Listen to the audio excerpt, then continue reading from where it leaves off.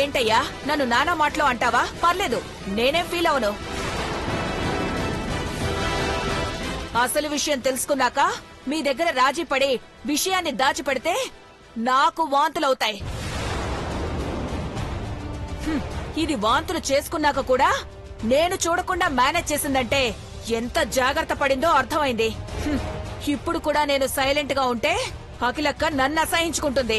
తప్పుకోండి. పిన్ని పిన్ని ఆగండి. ఆగు పిన్ని. ఎక్కడికి? తప్పుకో చిన్నబాబు. ఫైల్ ఇచ్చేసేళ్ళు. తప్పుకో. నువ్వు తప్పుకో.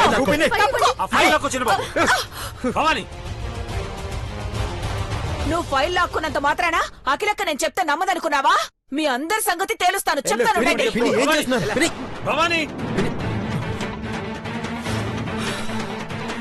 అయిపోయింది. భవాని సర్వనాశనం చేసేస్తుంది. అఖిల ఎలా రియాక్ట్ అవుతుందో ఏంటో తెలియట్లేదు. ఎప్పటికైనా తెలియాల్సిందే కదా డాడ్. పిన్ని చెప్తే తెలియనివ్వండి. ఎట్టా చెప్తారు? ఏం చెప్తారు? అమ్మగారికి నేనంటే కోపం. అసలే నాకు భయంగా ఉంది ఏం చెప్తారు అని. చెప్పని పార్వతి, చెప్తే ఏమవుతుంది? చెప్తే ఏమవుతుంది? అమ్మ ఎలా వస్తుందో అదే ఆందోళనగా ఉంది.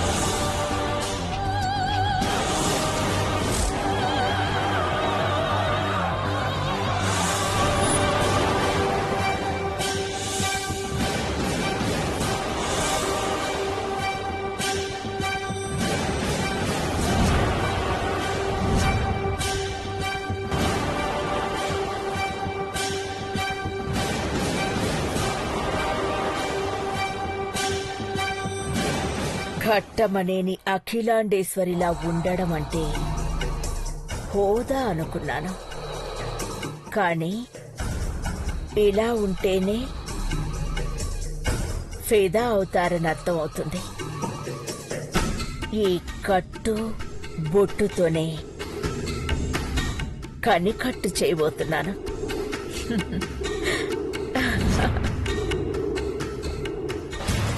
అక్క అక్క,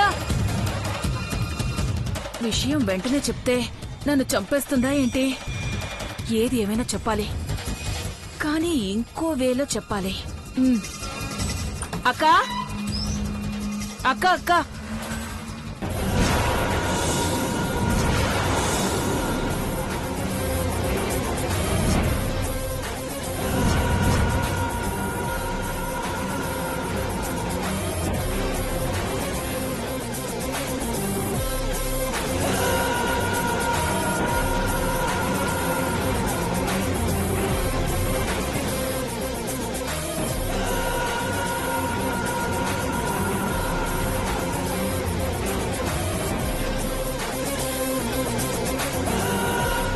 వావ్, ఎన్నాళ్ళైందక్క నేను ఇలా చూసి.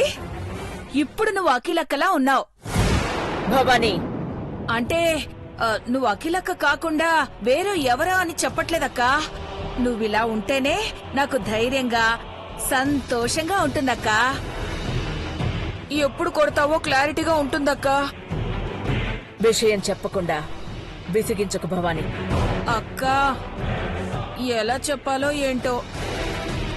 నువ్వు నన్ను చంపేవని నమ్ముతున్నాను.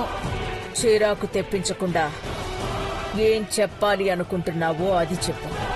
అక్క, పెదబాబు పార్వతి ఇద్దరూ ఒకటి కాకుండా అదే దాంపత్య జీవనానికి దూరంగా ఉంచమని చెప్పావు కదక్కా.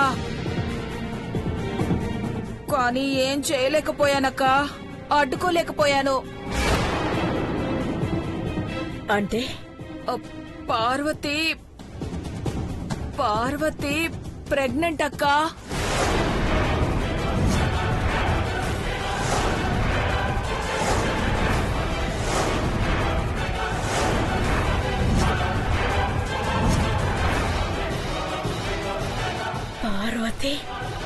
అవునక్క, ఈ ఇంటికి వారసుని ఇవ్వబోతోంది. ఆ, నాకు ముందు నుంచి అనుమానమే ఉండేది. తల్లే కాదు, కడుపులో ఉన్న పిల్ల కూడా గట్టి పిండమే అక్క. నాకు అనుమానం వచ్చి ప్లాన్లు వేసినా బెడిసి కొట్టిందక్క. ఆలస్యం చేయకుండా ఏదైనా చేద్దామక్కా. ఇన్ని రోజులు ఏం చేశావు? ఇప్పుడొచ్చి ఏదైనా చేయమంటావా? పార్వతి నా మాట కాదు అని ప్రెగ్నెంట్ అయ్యింది అంటే నిన్ను నీ మాటని లెక్క చేయనట్టే కదక్కా. లెక్క చేయకుండా ఈ ఇంట్లో ఉండి వాళ్ళ లెక్కలు పెంచాలనుకుంటుందా? నా కోట అయింది, ఇప్పుడు నీకుందే పార్వతి.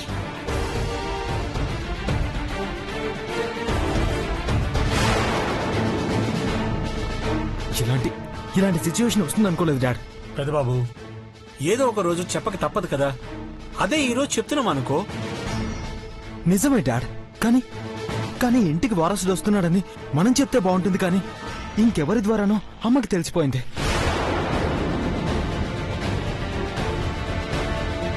అమ్మగారి గదిలో నుండి చెక్ బుక్ తీసుకొస్తేనే దొంగ అని ముద్ర వేశారు.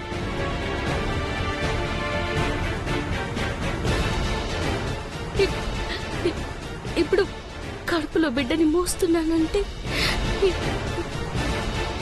ఇది కూడా దొంగతనమే అంటారే గారు.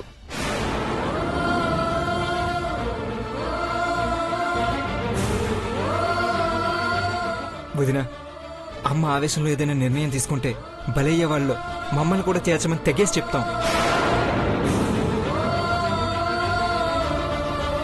అవును బావా, నా కడుపులో బిడ్డ మీద ప్రామిస్ చేసి చెప్తున్నాను, మీకోసం ఏదైనా చేయడానికి మేము వెనకాడము.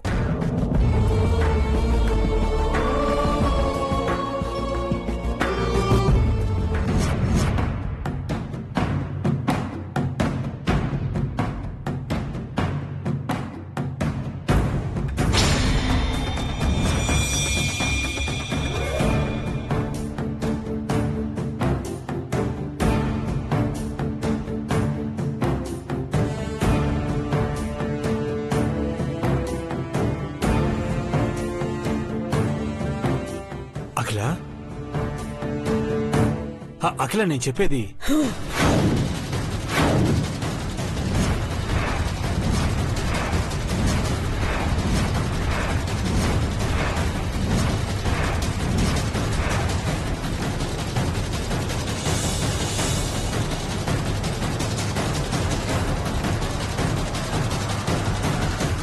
నేను విన్నది నిజమేనా పార్వతి?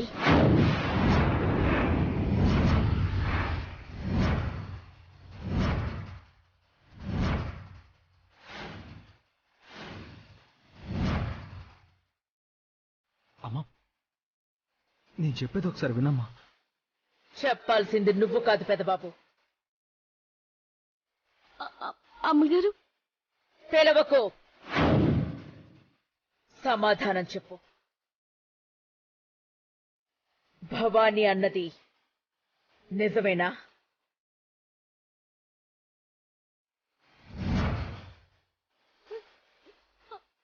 అవునమ్మగారు.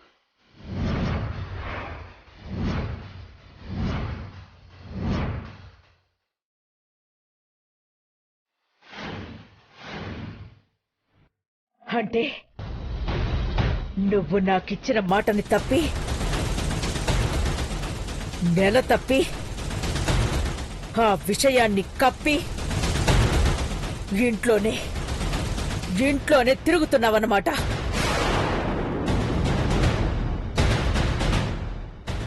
మాట తప్పితే ప్రాణాలతో ఉండను అని చెప్పేదానివి, ఇంకో ప్రాణాన్ని ఎలా మోస్తున్నావు?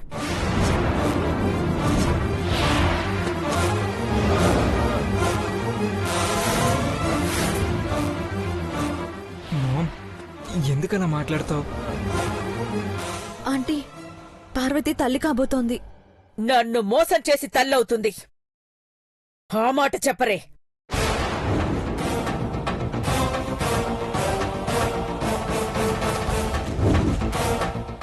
నా కొడుకు ఎప్పుడు ఎదురు తిరగడు.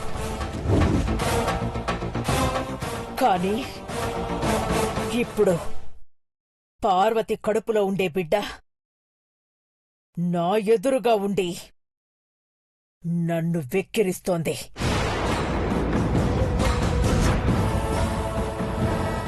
నిన్ను అవమానించాలని కాదమ్మా, నా పార్వతిని బతికించుకోవడానికి అలా చేశాను. తను ఏ తప్పు చేయలేదమ్మా, నేనే తప్పు చేశాను. తప్పని ఎలా అంటారు పెద్దబాబు? నువ్వు పార్వతి భార్యాభర్తలు. దంపతులిద్దరి సంతోషాన్ని అడ్డుకునే వాళ్ళకి అది అర్థం కాదు. మీరు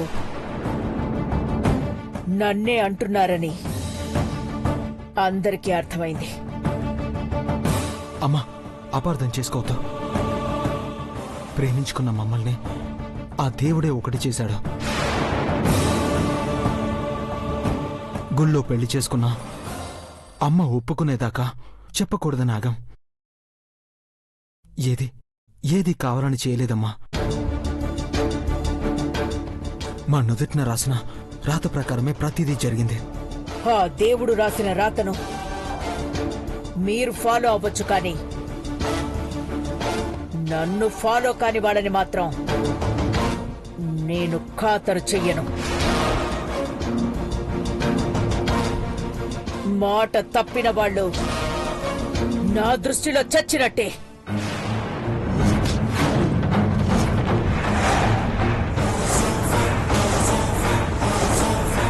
అందుకే పార్వతి బతకూడదు అంటున్నాను.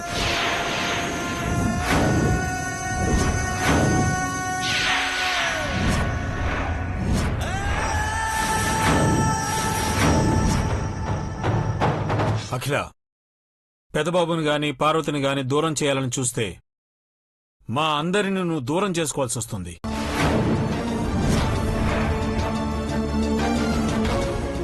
అర్థమైంది. ఒక్క పని మనిషి కోసం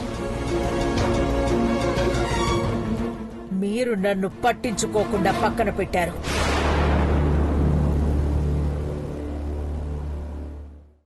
అలాంటప్పుడు నేను ప్రాణాలతో ఉండడం అనవసరం. అఖిల, అమ్మా ఆవేశపడకమ్మా.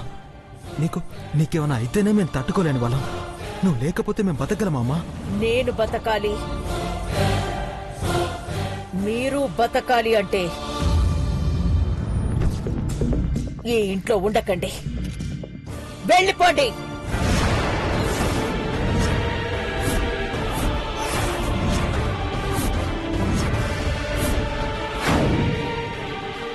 Ma'am, Shut up! Get out! Out! Parvati, Parvati, Parvati, ఏమైంది? ఏమైంది పార్వతి?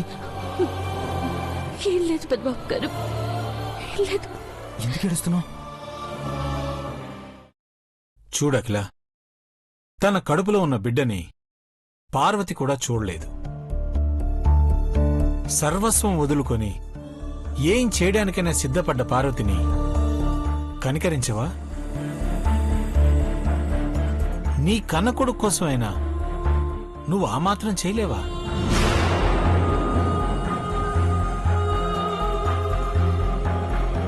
మామ్, నువ్వు ఏ నిర్ణయం తీసుకున్నా దాని ఫలితం మా అందరి మీద ఉంటుందని గుర్తుపెట్టుకో. అంటే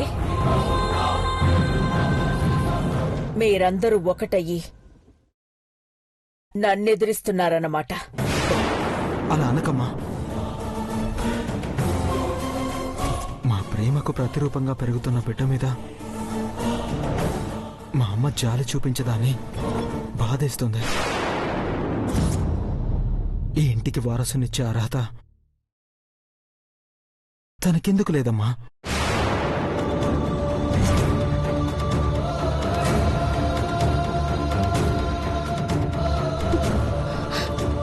అమ్మగారు, మీ మాట తప్పినా నాకు బతికే అవుతనుకున్నాను, కానీ నా కడుపులో పెరుగుతున్న ఈ బిడ్డ నన్ను బతకమన్నాడు. పని మనిషి కడుపున పుట్టే ఈ బిడ్డ ఈ ఇంటికి వారసుడు కారాదు అంటే నేను వెళ్ళిపోతాను.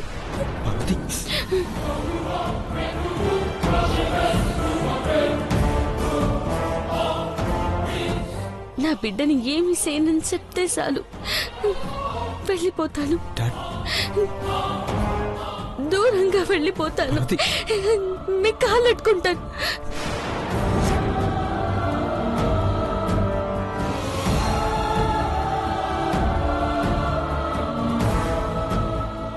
మీరెలా చేస్తే నాకేంటి? పోయేది అఖిలాండేశ్వరి పరువు. అక్కడ అఖిలాండేశ్వరిని చంపేస్తే ఇక్కడ మీరు కూడా శాశ్వతంగా వెళ్ళిపోతారు.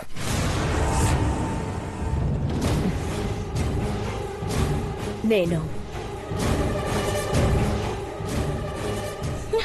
అంత కసాయిదాన్లా కనిపిస్తున్నానా పార్వతి? కడుపులో బిడ్డను చంపేసి ఆ పాపాన్ని మూటగట్టుకోవాలన్న ఆలోచన నాకు లేదు. పరువు కోసం పాకులాడాను. అదే ప్రాణంగా బతికాను.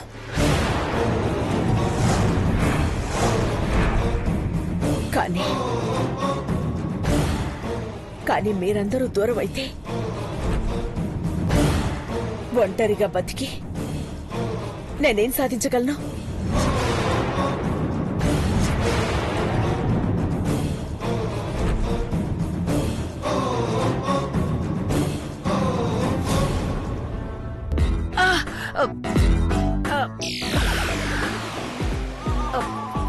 అక్కా, ఇది కళ నిజమా? ఇప్పటిదాకా ఏం మాట్లాడకుండా సైలెంట్ గా ఉన్నాను. మళ్ళీ ఇంకో చెంప పగిలిపోతుందేమోనని ఆగిపోయానక్కా. అఖిల, అంటే పార్వతిని నా పెద్ద కోడల్ని, తన కడుపులో పెరిగే బిడ్డని కోపంగా కాదండి, కంటికి రెప్పలా చూసుకుంటాను.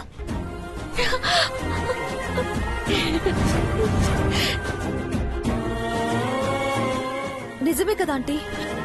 మళ్ళీ పరువు పోతుందేమోనని. భయపడకమ్మా.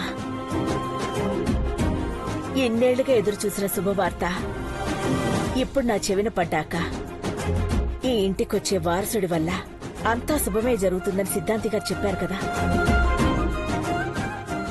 మరి ఇన్నేళ్లు పెదబాబు పార్వతి ఒకటైతే పరువు పోతుందేమో అనుకున్నాను కానీ కడుపులో బిడ్డ పెరుగుతుందని తెలిసాక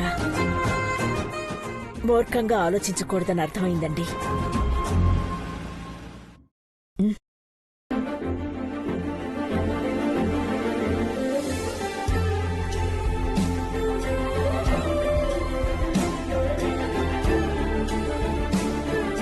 నా కోడళ్ళు నా ఇంటి వారసుడు.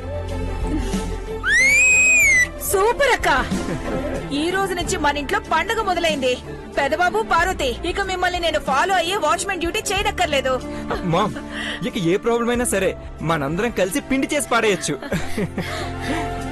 ఆంటీ మనసు మార్చుకున్నాక ఇంకా ఏ సమస్య ఉండదు మహి. అమ్మా, ఇక నీకెప్పుడు కోపం రాకుండా మేము నడుచుకుంటాం. మీకు మొక్కినా తక్కువే అమ్మగారు. నువ్వు ఈ ఇంటి కోడలివి పార్వతి. చేతులు జోడించకూడదు. కన్నయ్యని మా చేతుల్లో పెట్టి చాలు.